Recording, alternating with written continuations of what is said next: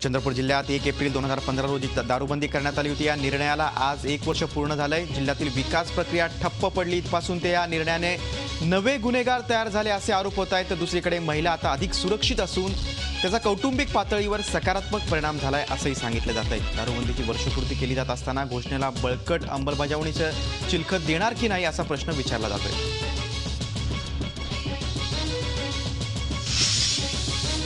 मंत्रालयातील अधिकाऱ्याला मारहाण केल्याप्रकरणी आमदार बच्चू कडू यांना झालेल्या अटकेच्या निषेधार्थ प्रहार संघटनेच्या कार्यकर्त्यांनी मंत्रालयासमोर गांधीगिरी आंदोलन केलं।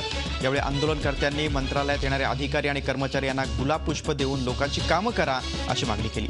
उपसचिव भारा गावी त्यांना कडू यांनी केलेल्या मारहाणीबाबत मरीन ड्राईव्ह पोलिसांनी विधान भवनाच्या बाहेरून आमदार कडूंना अटक केली होती।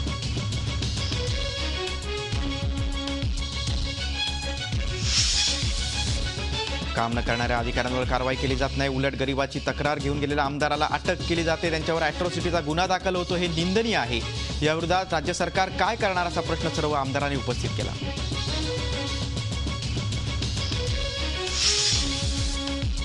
आमदार बच्चू कडू यांच्या अटकेबाबत विरोधकांनी सवाल उपस्थित केल्यानंतर महसूल मंत्री एकनाथ खडसे यांनी सरकारची भूमिका मांडली। लोकप्रतिनिधी आणि अधिकाऱ्यांमधला संघर्ष टाळण्यासाठी आचारसंहिता तयार करू असं आश्वासन खडसेंनी दिलंय। तसंच अधिकाऱ्यांनी लोकप्रतिनिधींशी सौजन्याने वागलं पाहिजे असंही खडसेंनी म्हटलंय।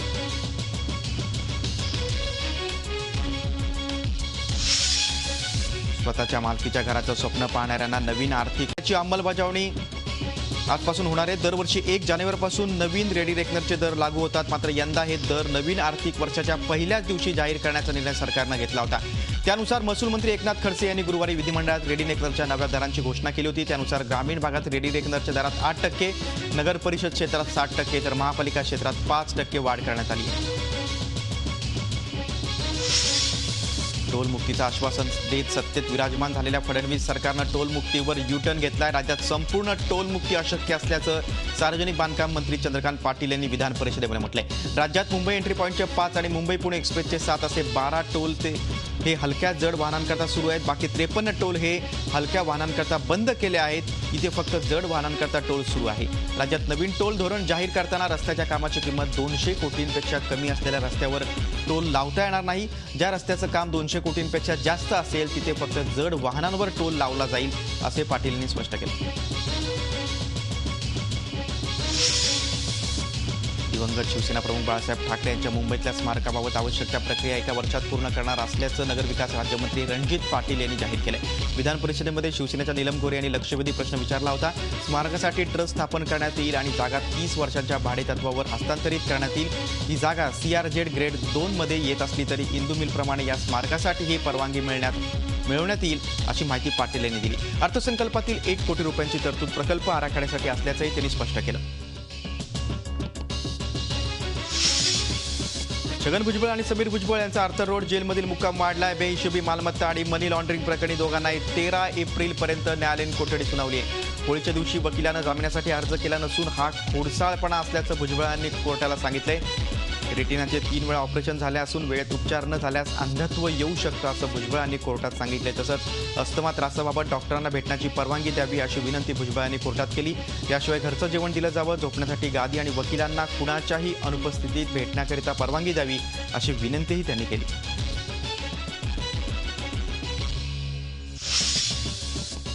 गुंतवणूकदारांना फसवल्याच्या आरोपाखाली समृद्ध जीवनच्या महेश मोतेवारला 12 दिवसांची पोलीस कोठडी देण्यात आली आहे। पुण्यातल्या शिवाजीनगर कोर्टानं मोतेवारला कोठडी सुनावली आहे। ओडिशा पोलिसांनी अटक केलेल्या महेश मोतेवारला महाराष्ट्र CIDच्या ताब्यात देण्यात आलं। त्यानंतर महेश मोतेवारला पुण्यात शिवाजीनगर कोर्टात हजर करण्यात आलं होतं।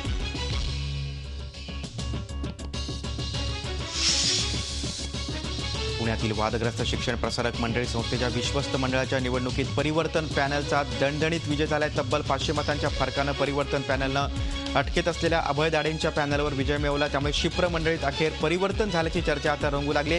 झी 24 तासनं शिप्र मंडळीतील कथित गैरव्यवहारांचा पर्दाफाश केला। त्यानंतर विश्वस्त मंडळ बरखास्त करण्यात आलं होतं। त्यावेळी तत्कालीन अध्यक्ष अभय दाडे, उपाध्यक्ष अनंत माटे आणि उदय साळुंखे यांच्यावर कथित गैरव्यवहाराचे आरोप झाले होते।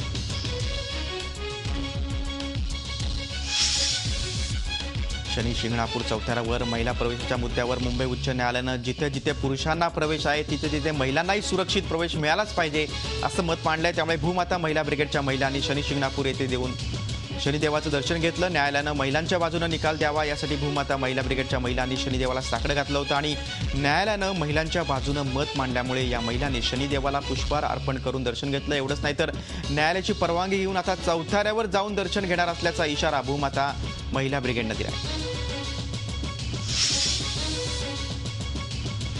औरंगाबाद महानगरपालिकेच्या निवडणुकीत छाप पाडणाऱ्या MIM पक्षाला खिंडार पडण्याची शक्यता निर्माण झाली आहे. शहराध्यक्ष जावेद कुरेशी यांना पक्षातून हकालपट्टी केल्यानं MIMचे 10 नगरसेवक पक्ष सोडण्याचे चिन्ह निर्माण झाल्याचं समोर येत आहे. पक्षात 2 गट पडल्याचं समोर येत आहे. मराठवाड्यात नांदेड नंतर औरंगाबाद शहरात MIMनं एक गट्टा मुस्लिम मतं आपल्या पारड्यात पाडण्यात यश मिळवलं होतं. मात्र मागील 1.5 वर्षात पक्षातील अंतर्गत वाद पक्षाला खिंडार पाडत असल्याचं समोर येत असल्यानं पक्षाचं भवितव्य संकटात आलं. यांत्रिक पद्धतीनं वाळू उपसाचा मार्ग आता मोकळा झाला. जिल्ह्यातल्या खाडीपात्रात नौकानयन मार्ग सुकर करण्यास पर्यावरण विभागानं मेरीटाईम बोर्डाला सशर्त मान्यता दिली आहे. पर्यावरण विभागाची मान्यता नसल्यानं गेल्या 5 वर्षांपासून जिल्ह्यात ड्रेझिंग बंद होतं. त्यामुळे वाळूचे भाव गगनाला भिडले होते. संक्षण पंपाद्वारे बेकायदा वाळू उपसा राज्यात सुरू होता.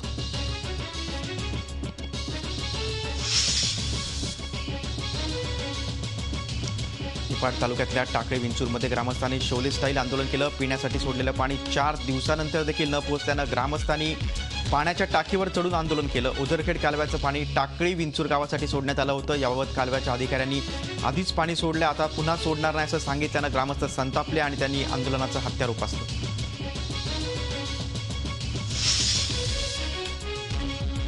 एकीकडे जिल्ह्यात पाण्यावरून वादावादी सुरू असताना नागपूर महापालिकेनं चांगलं उदाहरण घालून दिलंय. दुष्काळानं होरपळलेल्या मराठवाड्यातल्या जिल्ह्यांना पाणी देण्याची तयारी नागपूर महापालिकेनं केली आहे. याबाबत अद्याप अधिकृत निर्णय झाला नसला तरी पाणी पुरवण्याची आपली पूर्ण तयारी असल्याचं महापौर प्रवीण दटके यांनी म्हटलंय. नागपुरात सध्या पाण्याचा मुबलक साठा असल्यानं आपण हे पाऊल उचलू शकतो असे त्यांनी स्पष्ट केले. अद्याप राज्य सरकार किंवा कुठल्याही जिल्हा प्रशासनासोबत कुठली चर्चा झालेली नाही. मागणी आल्यास रेल्वे वॅगनच्या माध्यमातून पाणी पाठवण्याची सोय करता येईल असे दटके यांनी स्पष्ट केले. मुंबईतल्या रेल्वे प्लॅटफॉर्मच्या उंचीवरून हायकोर्टानं रेल्वेला चांगलंच फैलावर घेतलंय. ट्रेन आणि प्लॅटफॉर्म यामधल्या गॅपमध्ये पडून प्रवाशांचा मृत्यू झालाय किंवा ते जखमी झालेत अशा घटना जगात कुठे घडतात का? तसंच प्लॅटफॉर्मची उंची वाढवायला अजून किती दिवस लागतील अशी परखड विचारणा हायकोर्टानं केली आहे. प्लॅटफॉर्मची उंची वाढवायला किती वेळ लागेल याची माहिती पुढच्या आठवड्यापर्यंत सादर करा, नाहीतर कारवाई करू असा इशाराच कोर्टानं मध्य आणि पश्चिम रेल्वेला दिला. तसंच या बाबतीत एकमेकांवर जबाबदारी ढकलू नका असंही कोर्टानं सुनावले. लोकल ट्रेनमधली गर्दी आणि त्यासाठीची धावपळ मुंबईकरांच्या जीवावर बेतणारी ठरली. रेल्वेच्या धावपळीचा मुंबईकरांवर किती ताण येतो त्याची धक्कादायक आकडेवारी समोर आली आहे. गेल्या 3 वर्षात लोकल ट्रेन्स आणि रेल्वे स्टेशन परिसरात 607 लोकांचा हार्ट अटॅकनं मृत्यू झालाय. ट्रेनमधल्या रोजच्या प्रवासाचा गर्दीचा ताण आल्यामुळे रक्तदाबावर परिणाम होतो आणि त्याचं रूपांतर हार्ट अटॅकमध्ये होऊन प्रवाशांना जीव गमवावा लागत असल्याचं डॉक्टरांचं म्हणणं आहे. छत्तीसगडमधील दंतेवाडामध्ये नक्षलवाद्याने घडून आणलेल्या हल्ल्यात शहीद झालेले CRPFचे जवान नाना सैंदाणे यांच्यावर जळगाव जिल्ह्यातील चोपडा तालुक्यातील नागलवाडी या गावी शासकीय इतमामात सायंकाळी अंत्यसंस्कार करण्यात आले. लहान मुलगा पियुष यानं नाना सैंदाणे यांच्या पार्थिवाला मुखाग्नी दिला. यावेळी हवेत 36 राऊंड झाडून पोलिसांनी शहीद नाना सैंदाणे यांना सलामी दिली. 2.5 वर्षांपूर्वी मुलीचा अपघाती मृत्यू आणि आता नुकताच तरुण मुलाचाही अपघाती मृत्यू. दोन्ही मुलांच्या अकाली जाण्यानं कोल्हापुरातील चंदवाणी कुटुंब शोक सागरात बुडालंय. 2.5 वर्षांपूर्वी लिंबो स्केटिंगपटू श्रुतिका चंदवाणीचा पुण्याहून कोल्हापूरला येताना नीरा नदीत गाडी कोसळून मृत्यू झाला होता. त्या दुःखातून चंदवाणी कुटुंब सावरतं नाही तोपर्यंतच कुटुंबावर दैवानं पुन्हा आघात केला आहे. 3 दिवसांपूर्वी श्रुतिका चंदवाणीचा लहान भाऊ कोल्हापुरात आपल्या मित्रासोबत कॉफी पिण्यासाठी दुचाकीवरून जाताना दुचाकी घसरून त्याचा अपघात झाला आणि त्यामध्ये त्याचा मृत्यू झाला. ठाण्यात हेमंत आणि सचिन यांच्या गाडीनं उडवणाऱ्या व्यक्तीची केवळ 1200 रुपयात सुटका करण्यात आली. 27 मार्चला पहाटे सचिन आणि हेमंत पेपर वाटायला गाडीवरून जात असताना शेखर इताडकरच्या गाडीनं त्यांना उडवले. त्यात या मामा भाच्यांचा मृत्यू झाला होता. यात शेखरच्या वडिलांनी आणि ठाणे पोलिसांनी अवघ्या 1200 रुपयात त्याची सुटका केली. शेखरचे वडील ठाणे मनपात अभियंता आहेत. बडेबापाच्या बेट्यानं वाचवण्यातच ठाणे पोलीस धन्यता मानताना दिसत आहेत असा सूर यामुळे सामान्यांमधून उमटतोय.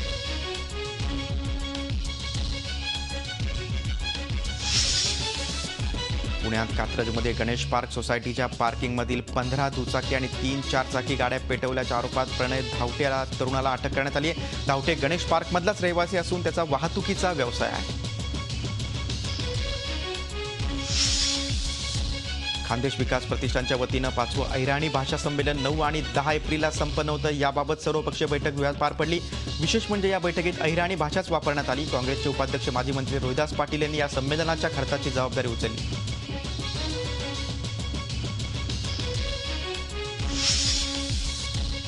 पुण्यातील लष्करी वैद्यकीय महाविद्यालय म्हणजेच AFMCच्या 50व्या तुकडीचा दीक्षांत संचलन सोहळा नुकताच पार पडला. संरक्षण मंत्री मनोहर पर्रिकर यांच्या उपस्थितीत हा सोहळा पार पडला. यावेळी या महाविद्यालयाचे 97 विद्यार्थी आपले प्रशिक्षण संपवून लष्कराच्या आर्मी, नेव्ही आणि एअरफोर्स अशा लष्करी सेवांमध्ये अधिकारी म्हणून रुजू झाले.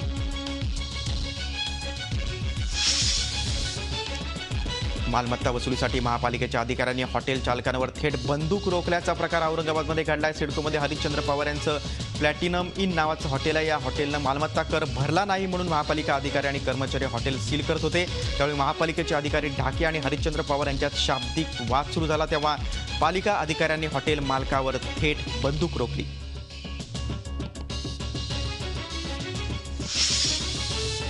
विविध कारवायांमध्ये पोलिसांनी जप्त केलेली दुचाकी, 3 चाकी आणि 4 चाकी वाहनं पोलीस ठाण्यात अडगळीत पडून आहेत. जप्त केलेल्या वाहनांचा पोलिसांना त्रास होतोच, पण त्यामुळे रोगराई देखील वाढण्याची शक्यता वाढते.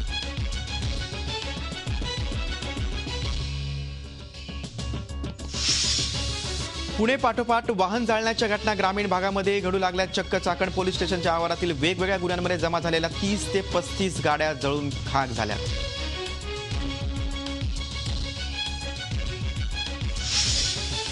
पिंपरी चिंचवड लगतच्या बोपखेलवासियांच्या रस्त्याचा प्रश्न अखेर सुटला. लष्करानं बनवलेल्या तात्पुरत्या पुलाऐवजी कायमस्वरूपी पूल बनवण्यास संरक्षण मंत्री मनोहर पर्रिकर यांनी हिरवा कंदील दाखवला. या संदर्भात पुण्यात मनोहर पर्रिकर, खासदार अमर साबळे, आयुक्त राजीव जाधव आणि स्थानिक नगरसेवकांसह लष्करी अधिकाऱ्यांची बैठक झाली. या संदर्भात येत्या 7 एप्रिलला पुन्हा बैठक घेत त्यात पिंपरी चिंचवड महापालिकेला पूल बांधण्यासाठी ना हरकत प्रमाणपत्र देण्याच्या स्पष्ट सूचना पर्रिकर यांनी लष्कराला दिल्या.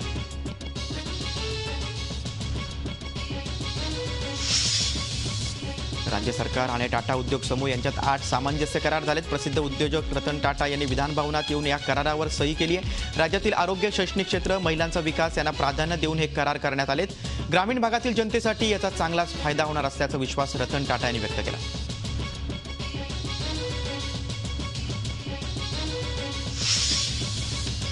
गेली 20-25 वर्ष रिक्षा चालवणाऱ्या मराठी रिक्षा चालकांना नवीन रिक्षा परमिट मिळत नसल्याचा आरोप ठाण्यातील रिक्षा चालकांनी केलाय. परिवहन विभागाकडून नवीन रिक्षा परमिट दिलं जात असून यात परप्रांतीयांचं प्रमाण 70 ते 80% असल्याचं मराठी रिक्षा चालकांचं म्हणणं आहे. या प्रकरणी आपला विरोध दर्शवण्यासाठी ठाण्याच्या ब्रह्मांड परिसरातील रिक्षा चालकांच्या एका गटानं "मी मराठी आहे याची मला लाज वाटते" असा मजकूर आपल्या रिक्षावर लिहिलाय. शहरात फिरणाऱ्या या रिक्षा ठाणेकरांच्या चर्चेचा विषय ठरल्यात.